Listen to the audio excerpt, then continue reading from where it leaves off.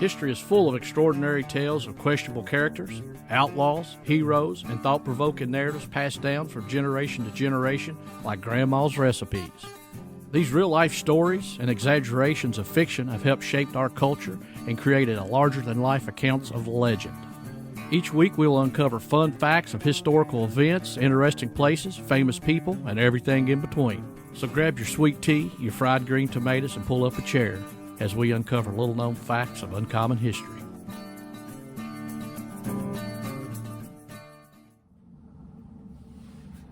Hello and welcome to Uncommon History. I'm Brian. And I'm Harold. Harold, we are Season 3, Episode 2. Yes, sir. What are we going to talk about tonight? Pirates. Arr! Blackbeard. All right, I'm ready, excited.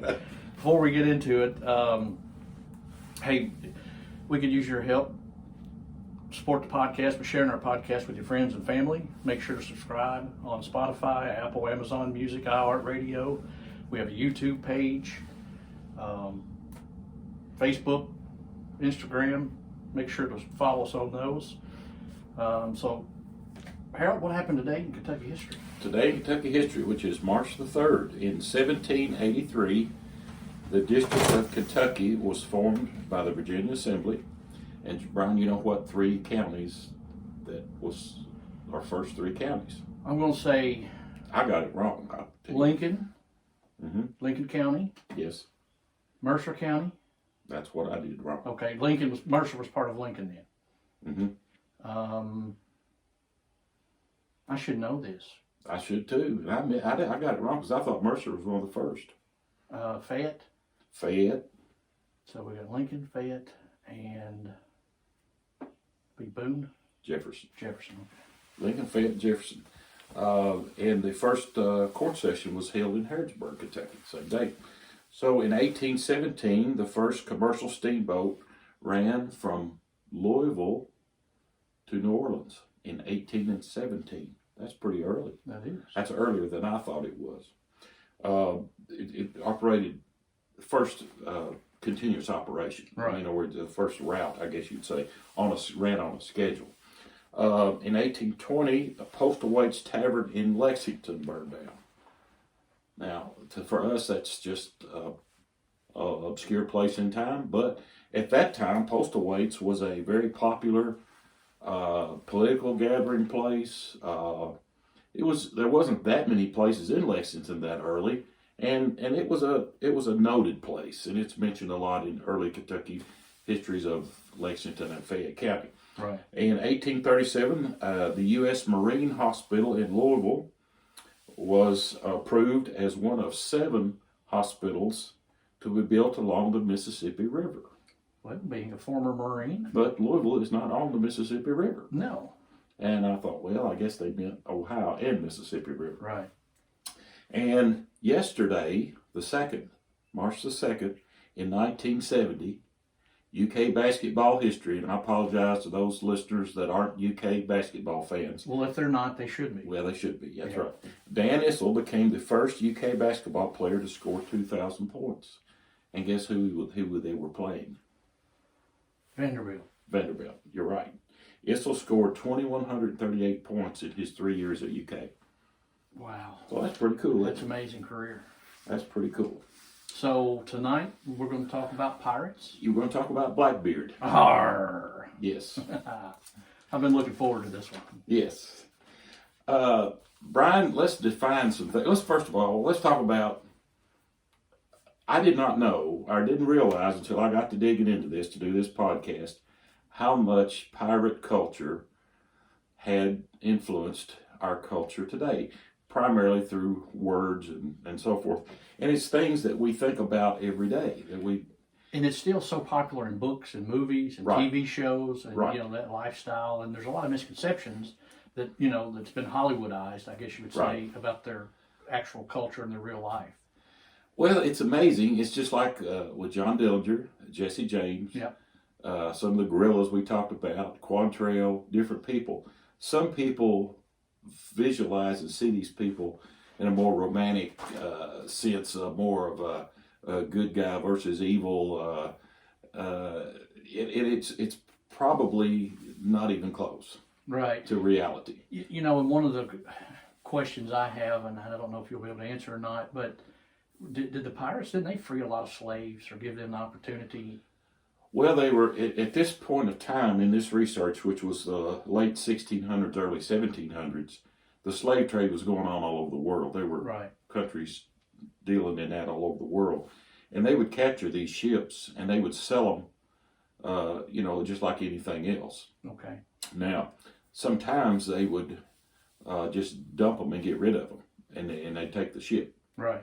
And it depended. Depend on the captain. Yeah, and I got a story to tell at the end of our podcast about that. But but some of the things that let's talk about some of the movies. Okay. Now I just went through a list of movies, and some of them you know immediately, and some of them I haven't seen, and I'm not really watched that many movies on. But Pirates of the Caribbean, of course, is the first thing that comes to mind because that's the big blockbuster. That was 3 different movies of that. Yeah. And then one that you probably don't think about in those terms is Captain Phillips. And that was a modern day story about pirates taking over a ship and the trauma that the captain went over. I went blank on the actor. I'll tell you, Tom Hanks. Tom Hanks played Captain with Phillips. The Somali pirates. Right. Yeah. And there's a movie simply called Pirates. There's one called Blackbeard, who we're going to talk about tonight. And the Muppet movie, Muppet Treasure Island. Yeah. The Goonies. Yeah. Believe it or not, Peter Pan was a pirate movie. That was a pirate. Pirates of Penzance, that was in 1981. Blackbeard's Ghost in 1968, that was a Disney movie, I think. Yeah. Black Swan in 1942. Pirates Band of Misfits in 2012.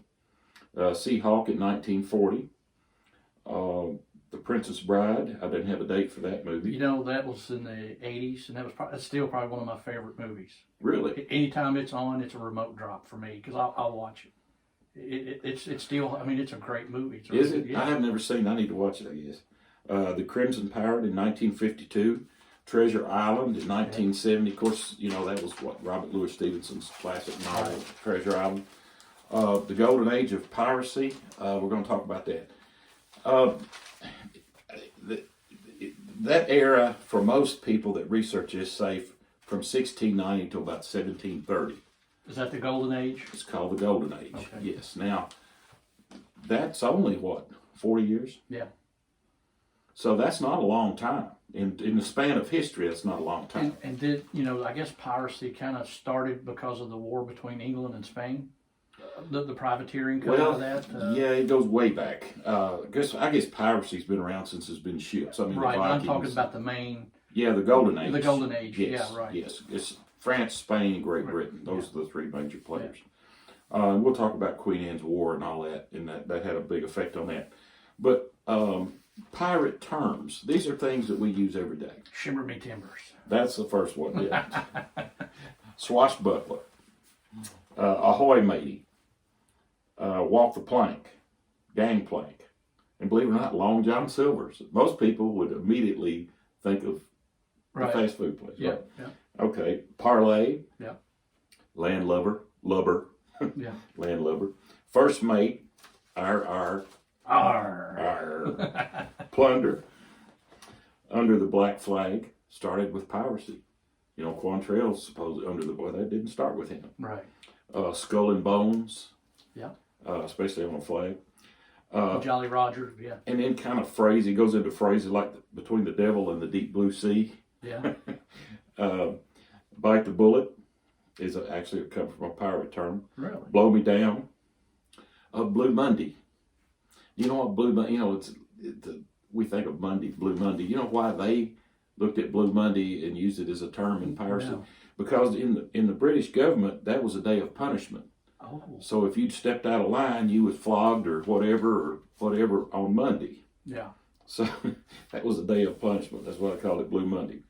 Royal Navy, I guess, started with piracy. Bombed. Drunk. Yeah. Booty, captured treasure. Clean slate, the term clean slate. Every 24 hours on a ship, they would write instructions and directions on a slate. Okay. Every 24 hours that was updated, and they had to clean the slate. No. That's where that started. Cut and run. Yeah.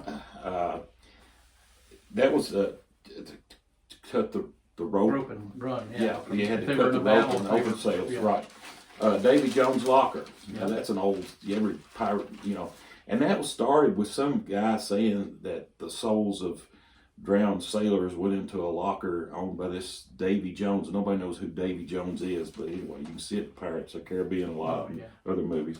Dead men tell no tales. Yeah. Deep Six, and Deep Six started with when the water is greater than 36 feet 11 inches. That's 6 fathoms. Mm-hmm. So they call that the Deep Six, meaning 6 fathoms. Down the hatch, it's a cargo hold in the ship, and things got thrown down the hatch. Get hitched actually started as a pirate term about getting married.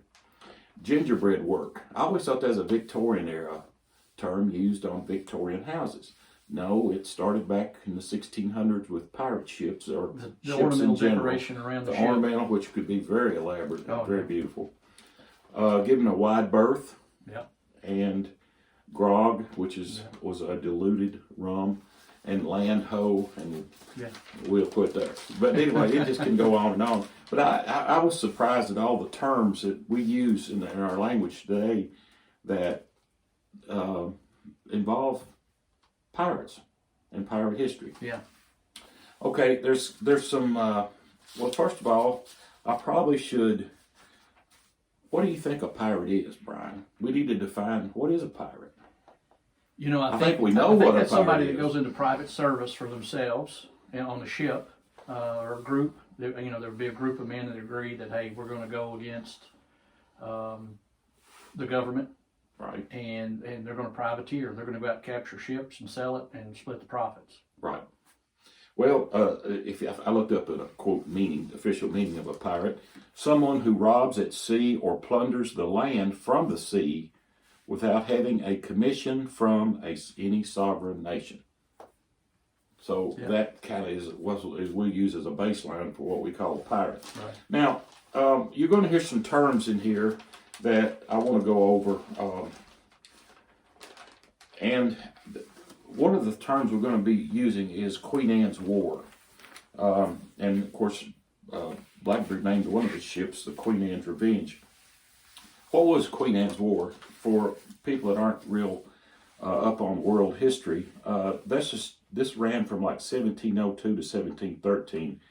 It was the second in a series of French and Indian wars fought in North America involving Great Britain, France, and Spain. And in Europe, it was generally viewed as the War of Spanish Succession, and the Americas, War of Spanish Succession in the Americas, excuse me. And in France, it was viewed as the Second Intercolonial War. So what happened was, to make this set the stage a little bit, you had each country would hire seamen to pilot ships, some of them official government, some of them privateers. Privateer means he owned his own ship. And they would commission them to go out and pirate other ships. The other countries they were at war against. Take them over, take the plunder, bring it back to the country, and they would get like a portion of that. Mm-hmm. And they could legally do that. They would commission them to do that. Well, now, here's the deal, especially a privateer. It takes a special kind of person, I think, to do that. I think you've got to have some set of skills. First of all, obviously, you've got to be a good seaman. You've got to know the ocean. And you've got to be able to pilot a ship and understand wind and everything. But you had to have the right mentality. Now, if you were going to go out and take all the risk and provide the ship and only get 30% of the booty, why wouldn't you just do it and get 100%? Yeah. So after a while, that's not hard to figure out. Human nature, as we are, that would not take long. So these guys began to do this on their own. And that started what we call the Golden Age of Piracy. Now, there's some people that we're going to run into. Steve Bonnet was another pirate that was with Blackbeard at one time. And we're going to talk about him a little bit. First of all, Blackbeard's names. He had a couple names that actually Edward Teach, Teach, Edward Thatch, Thatch, or something like that. And then there was a Drummond. Someone gave him the last name of Drummond. We don't know much about him. We don't have a lot about his early history. Steve Bonay, as we mentioned here, we're going to talk about him a little bit more. And in South Carolina, the British governor was Robert Johnson. Now, these names, it's important for us to remember because they're going to play a part in the story a little later. Okay. The North Carolina governor was Charles Eden. Okay, and there's a little town in North Carolina where I've been called Edenton. I'm going to talk about being down there and everything because I've chased a lot of this stuff down, Brian. I've been to the locations where a lot of this stuff happened. The governor of Virginia was Alexander Spotswood. He's going to be very important in this story. The places that are important, Beaufort or Beaufort, whatever. Beaufort, South Carolina. Beaufort, South Carolina, Inlet. Paris Island there, boot camp. Okay. And it's near Morehead City, North Carolina. Yep. Edenton, North Carolina, and Charleston, South Carolina. And of course the Bahamas, Bermuda, West Indies, British West Indies, and all those areas. Right. So Steve Bonay, he was another pirate that was about the same time as Blackbeard. As a matter of fact, they came together.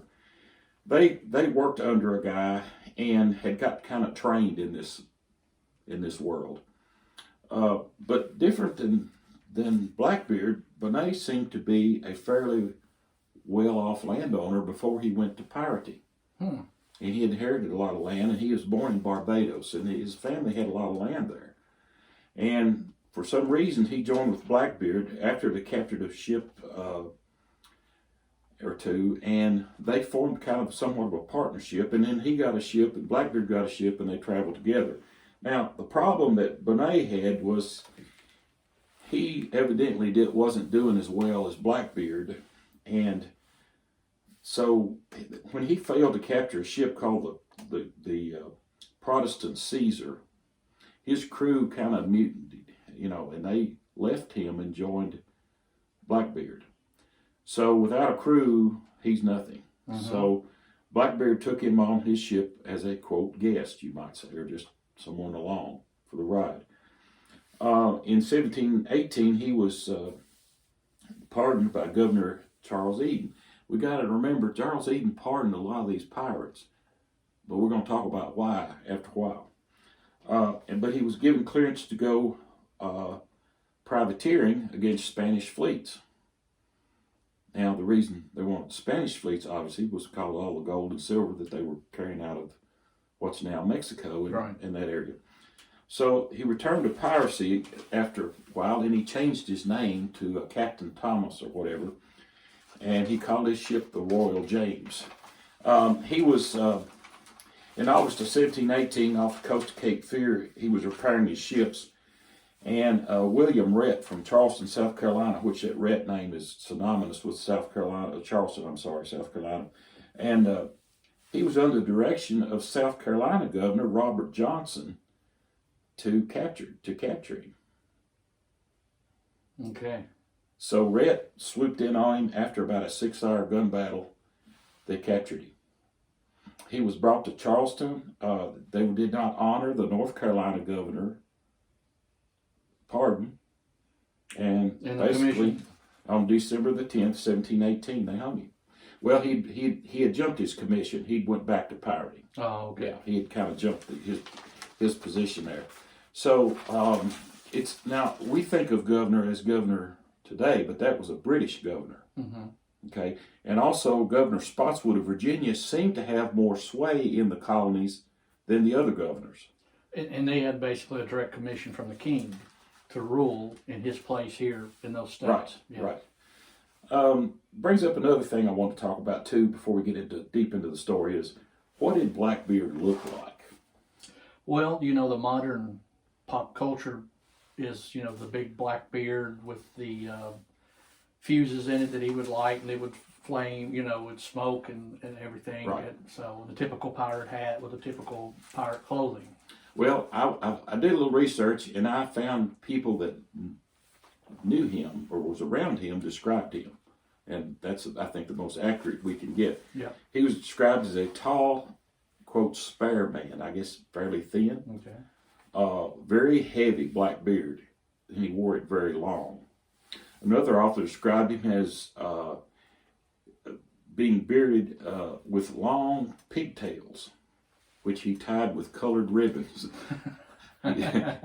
You don't think of that, do you? No. Another describes him as such a figure that imagination cannot form an idea of the fury from hell to look at, more frightful. He was tall and broad-shouldered by another description. He wore knee-high boots, usually dark clothing, topped with a wide hat, and sometimes long coat, brightly colored in bright colors, silk-coated, bright velvet. Now, have you ever been, I mean, here's what it just drives me crazy. Every image that I've ever seen of him, of course there was no photography at that time, way before photography, but every sketch and image of him has a long coat on. Yeah. Have you ever been to South Carolina in August? Yes. Can you imagine? No. I can't imagine.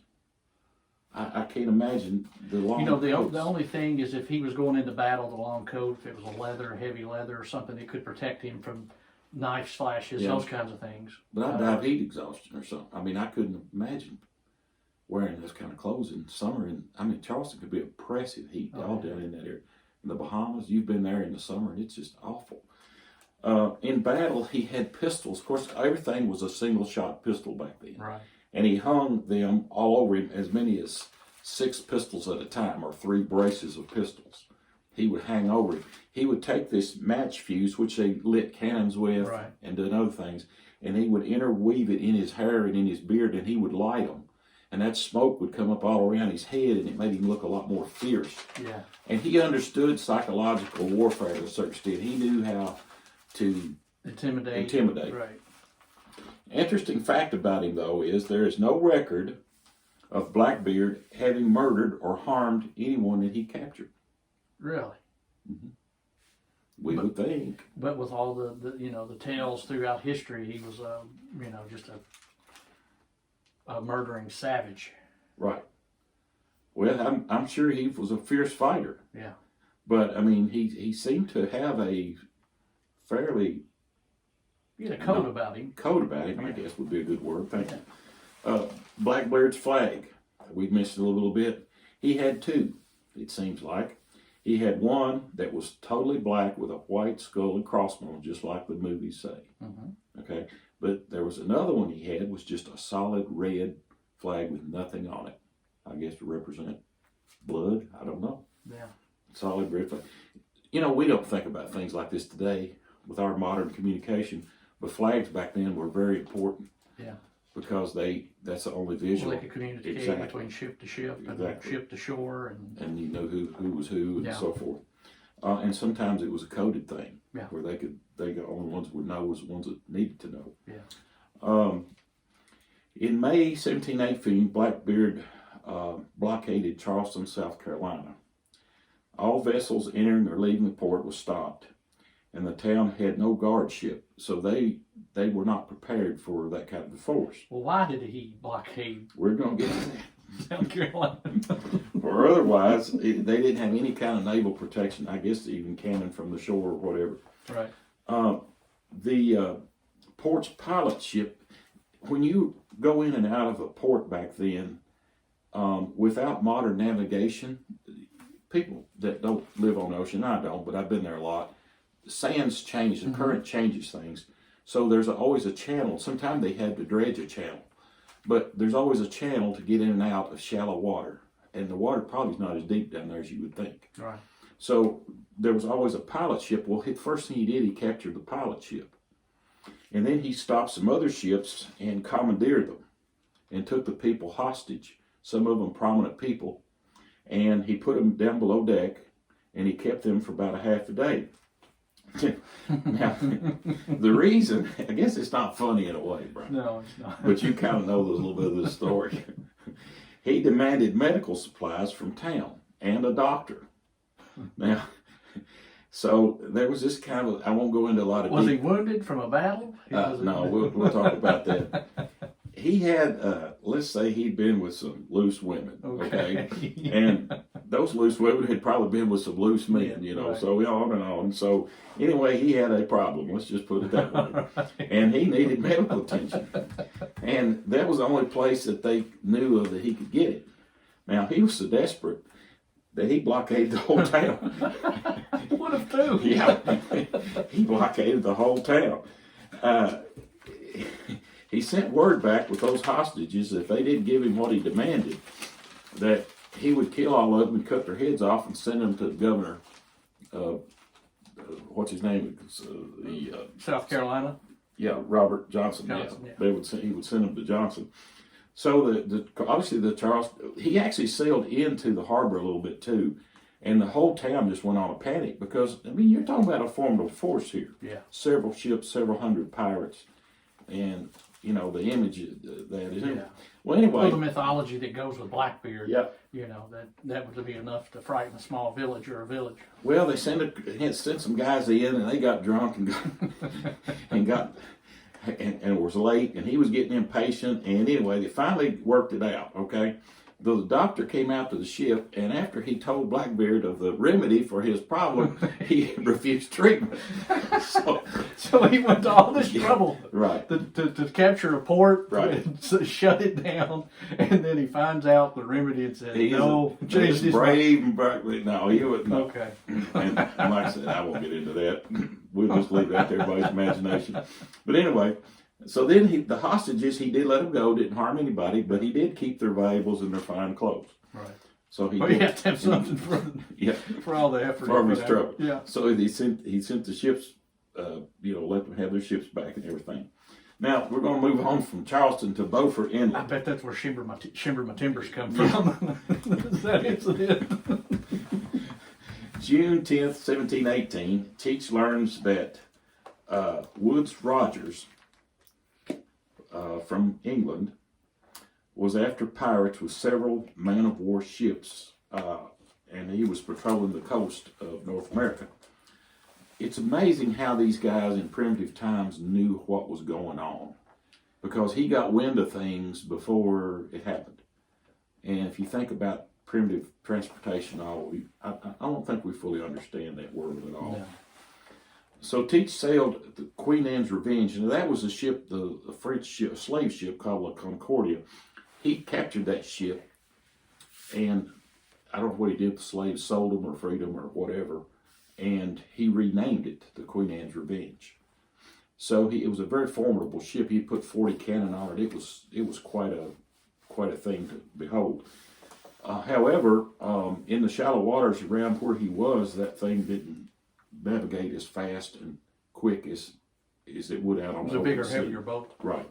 So he felt like that was a burden to him, as well as some of the men he had.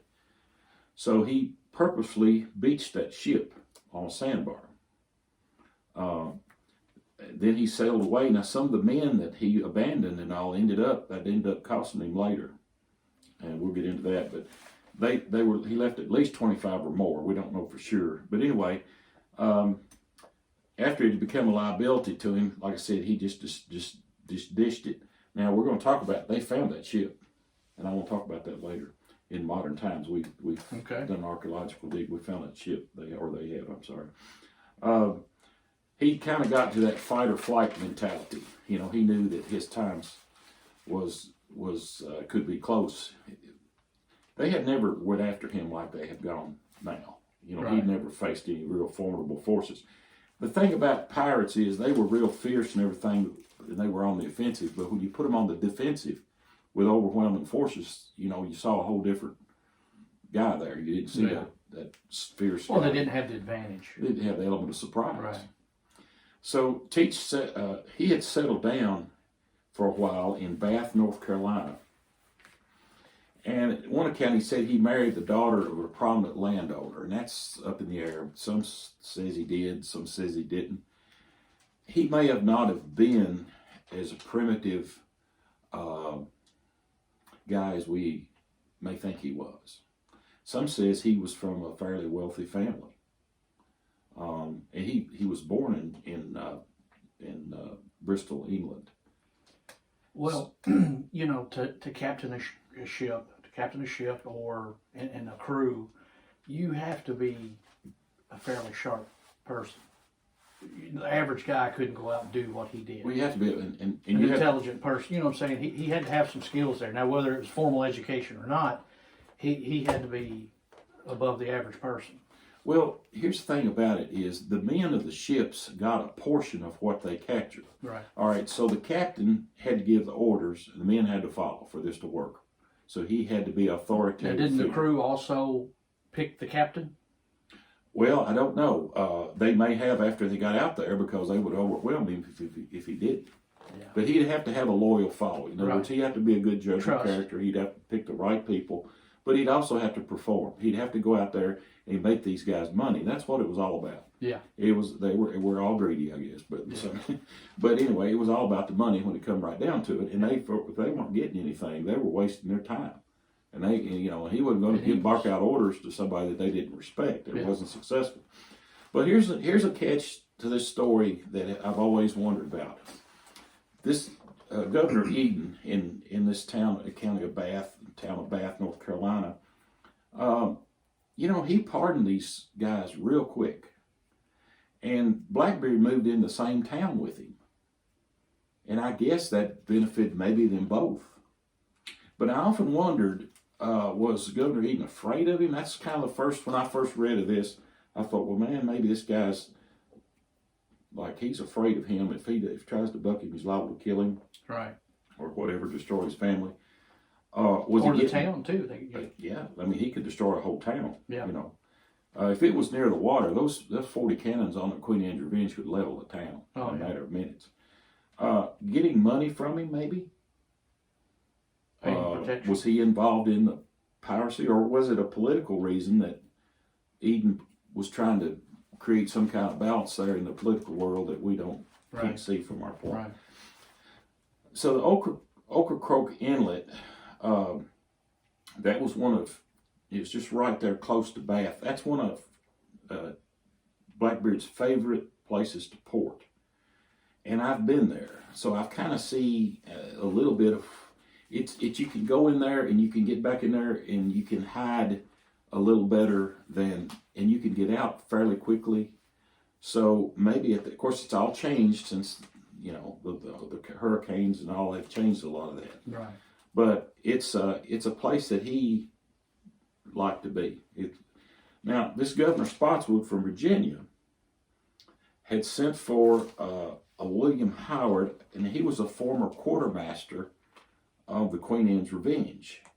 This Howard was in Williamsburg, Virginia, and he learned of him being there. And he had talked about being with Blackbeard and so forth. They brought him in, and a couple slaves that were with him that were on the ship. And he gained valuable information from him, like where he was at Ocracroque Inlet and places that he favorited, and even, what family or whatever. So he got out of him the information that he needed to put together a plan to capture him or kill him. So Spotswood then ordered a couple captains, Golden and Brand of the HMS Pearl and Lyme, Lyme, and a Lieutenant Robert Maynard. Now there's the key guy right there. He was just a lieutenant of the HMS Pearl, but they gave him 2 sloops, and they all set sail to capture pirates, especially Blackbeard. Yeah. Maynard only had 57 men. He sailed along the coast of Bath, North Carolina, and down that area. And when Maynard found the pirates on the inner side of the Ocracroque Inlet on November the 21st, he waited till morning to make his attack. Teach saw him coming. He cut his anchor and tried to get out of the inlet. He turned his ship broadside and just gave that 2 sloops a volley like nobody had ever seen. It killed a third of Maynard's men with that first volley. Wow. Of course, Maynard fired back. So it was a huge, fierce few minutes of fighting. However, Teach was on the defensive, and he wasn't. That's not his game. Right. He had been cornered. He was on the defensive. This guy had got him right where he wanted him. It takes a while to reload a muzzleloading cannon. You don't fire every 2 minutes. You know, it takes. Well, maybe you could if he's really proficient at it. Yeah, but but whatever. They did not. They were upon Teach before he could get away. So one of the things Maynard did was he put a good third of his men down in the hole, and Teach was viewing him, seeing the men that he had, and he thought that was it. Mm-hmm. Well, when he got alongside, now I think I've seen this in a movie somewhere, one of the movies where they sprang out of the cargo hole, and right. Well, that's what he did. That's maybe where they got it. Maynard's guys come pouring out of that cargo hole, and they got on to Teach his little sloops, his ships, and it was a short fight. They backed him back to the back of the boat. Actually, Maynard himself and Teach actually fought hand to hand themselves. They both fired point blank at one another. One of the other one of the other sailors on the British ship drew his cutlass and cut Blackbeard really bad in the neck and almost paralyzed him. And then they shot him and killed him. And that was the end of Blackbeard. He was cut across his neck so bad that he almost severed his head, but he had still tried to swing and fight on his way down. They said he was wounded, had been shot 5 times and stabbed like 12 times. You know, it's no wonder. 10 of Maynard's men were killed, and they said about 10 of the pirates were killed. Interesting fact, Teach's body was wounded. Well, we mentioned that. His head was cut off and placed on a pole at the entrance of Chesapeake Bay as a warning to other pirates. And it stayed there for several years. Wow. And, you know, that's pretty what bad. happens to pirates. Yeah. Well, one of the things about Blackbeard is there's a lot of legend. Yeah. But wherever legend is, there's a grain of truth. Yeah. So the hard part about Blackbeard, we don't for sure know his name. We don't know exactly where he was born. We don't know anything about his parenting. We don't know much about him, but what legend tells us. Some of this may be true. Part of him being killed and wounded and all, I'm saying is pretty reliable. There's a lot of escapades and things that we would get into that we could go on and on. Yeah. You know, we could write several books about that. But another phrase that I liked about doing this research that I came across is you cannot destroy a popular belief merely by providing it to be false. Yeah. So I think Blackbeard is one of those people that I have wondered about. You know, he didn't live to be about 35, 40 years old. Oh, really? So he died. So he didn't pirate, but for maybe 10 years Yeah. that we know of. Now, he may have worked as a pirate under the auspices of the British government, but he didn't operate as commanding a ship as we know of. He's one of the most recognized and popular figures in our history. Don't you think if he was alive today that he would be absolutely blown away by that? Oh, yeah. I told you at the end of this I wanted to tell a little story about. I love the North Carolina coast and South Carolina, and my wife and I honeymooned in Charleston, South Carolina, and we go there several times. But one of the trips that we took, I had just finished this book on Blackbeard, and I told her, I said, I would love to go down to Bath and Edenton and all that. And for our listeners, I highly recommend that, because even if you're not interested in Blackbeard, it's a beautiful, beautiful part of North Carolina, the coast there. But the old town of Edenton is just one of the neatest places I've ever been. Bath is another place. When I was there, they were doing an archaeological dig on one of the early houses there. And early there is the late 1600s, you know, early 1700s. Yeah. So. And then you mentioned you were going to talk about the man of war they found that he ditched. Yeah, the ship, the Queen Anne's Revenge. Right. There's a museum in Morehead City, North Carolina, which is near Ocracroque Inlet there. And there's a museum there, and they have found that ship, you know, some years ago. And that's almost a whole podcast in itself. Maybe sometime somebody's interested, we'll do that. But to make the long story short, they had started pulling artifacts from that and bringing them in, conserving them, and they have a little museum there. You can go in and see a lot of the stuff that came off the Queen Anne's Revenge. It's a wonderful, wonderful little museum. I was there one summer, and by the way, that is Morehead City is where the Marlin tournament is every year. Okay. It's one of the biggest Marlin tournaments that have been going on. I know since I was a child, it used to be on Wide World of Sports. Yeah. I thought it was such an exotic place, but Yeah. it's a really neat. I was there during that while that was going on, but when I went out to the end of and there's a Civil War fort out there, and I'm sorry I can't remember it, but I was standing out there and I was looking out in the ocean there, and I saw the ships that were working the wreck of the Queen Anne Revenge. Okay. They were actually doing archaeological, it was diving, and that's going to go on for some time. They've already been doing that for, I guess, maybe 10 years. There's so many boats or ships that went down on that coast that still haven't been discovered. Yes. So. Of course, like I say, every time you get a hurricane, it changes everything. Yep. But I was standing there on the coast, and man, I was dying to be out there. I would have loved to be out there. Oh, yeah. What a story. All right. Well, thank you for being part of Uncommon History Podcast. If you'd like to support our podcast, please share our podcast with your friends. Leave a 5-star review and a comment. This will help others find our podcast. And you can find us now on YouTube, Facebook, Instagram. We'll be back next week with a new episode. Uncommon History is produced by Harold Edwards and Brian Wolford.